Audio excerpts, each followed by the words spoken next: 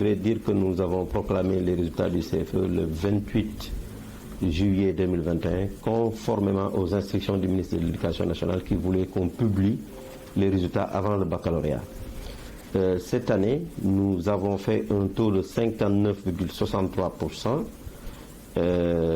pour l'ensemble des candidats officiels comme candidats individuels. Pour les candidats officiels, le taux est à 60,11%.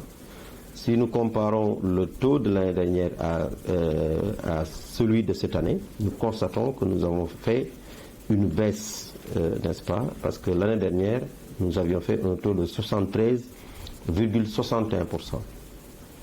Cela peut se comprendre dans la mesure où les candidats de cette année sont les élèves en fait qui sont restés l'année dernière pendant 8 mois sans aller à l'école, sont restés chez eux, même si par ailleurs le ministère avait mis en place un dispositif d'accompagnement à travers Canal Éducation, même si par ailleurs aussi un dispositif de remédiation avait été mis en place dès le mois de novembre, date de reprise, n'est-ce pas, des classes.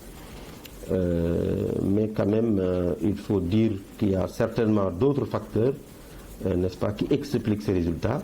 Dans tous les cas, si nous prenons ce taux-là comparé également au taux de 2019, de 2018 et de 2017, donc les années d'avant Covid, nous constatons que nous avons fait un bond en avant parce que le dernier taux de 2019, c'était 55%. Or, nous sommes à 59% cette année. Ce qui veut dire que cette cohorte-là aussi, d'après les résultats, sont meilleures que les cohortes de 2019, de 2018 et de 2017. Voilà l'analyse donc que nous avons faite de ces résultats-là. Nous allons continuer la réflexion, n'est-ce pas, pour développer en tout cas des stratégies pour améliorer ce taux-là. Et l'autre chose qu'il faut noter, c'est que l'année dernière, véritablement avec la Covid, il y a un dispositif pédagogique qui avait été mis en place, notamment vers la fin de l'année, avec les effectifs d'un maximum de 20 élèves par classe, l'équipe pédagogique également qui encadrait l'ensemble des élèves, les évaluations aussi de façon très rapprochée, les évaluations, ce qu'on appelle la remédiation, on l'a fait également l'année dernière. Et cette année, nous avons tenté de reproduire l'ensemble de ces bonnes pratiques, mais vers la fin de l'année.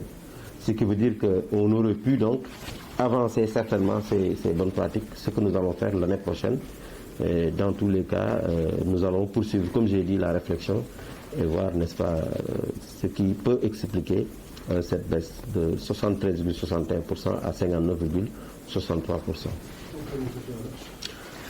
Donc, man may Pape Baba Diassé, inspecteur d'académie bu Thiès, di wax ni rek publier nañ résultat CFE yi le 28 juillet 2021 ndax ministre Mamadou Talla moo ñu joxoon ndogal ne nañ publier résultats yi avant ñuy démarrer bac le 29.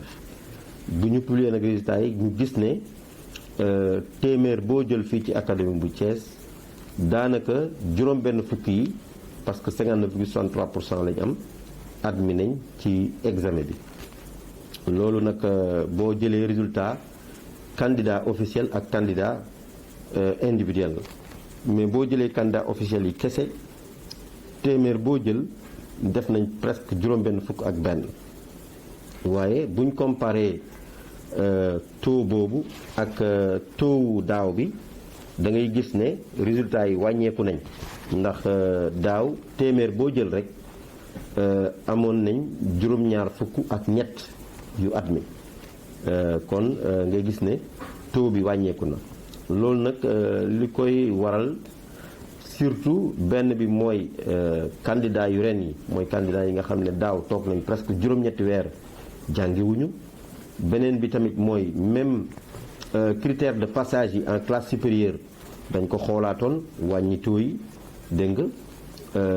beneen bi tamit mooy mois de novembre lañ tàmbali donte sax tout ça toog nañ année bi tuuti mais mois de novembre leen tàmbali woon. même aussi bu fekkente ne defoon nañ aussi benn dispositif de remédiation maanaam dispositif boo xam ne da doon tax li nga xam ne toog nañ jànguñu ko jàngalekat yi ñëwaat ci waaye bëriwuloon ndax benn weer ba ci ñaari weer la woon. kon daal dinañ continuer saytu xool résultats yi pour mën ko gën a ñoŋal at mi di ñëw waaye boo xoolee tamit taux bi di 59,63%. boo ko comparé ak taux bu 2019 bu 2018 ak 2017 da ngay gis ne candidats yu ren yi ñoo gën a baax ay résultats candidats yu 2019 ak candidats yu 2018 ak yu 2017 donc avancé nañ bu baax a baax ndax taux bu mujj bi 2019 55% la woon te ren def nañ 59%.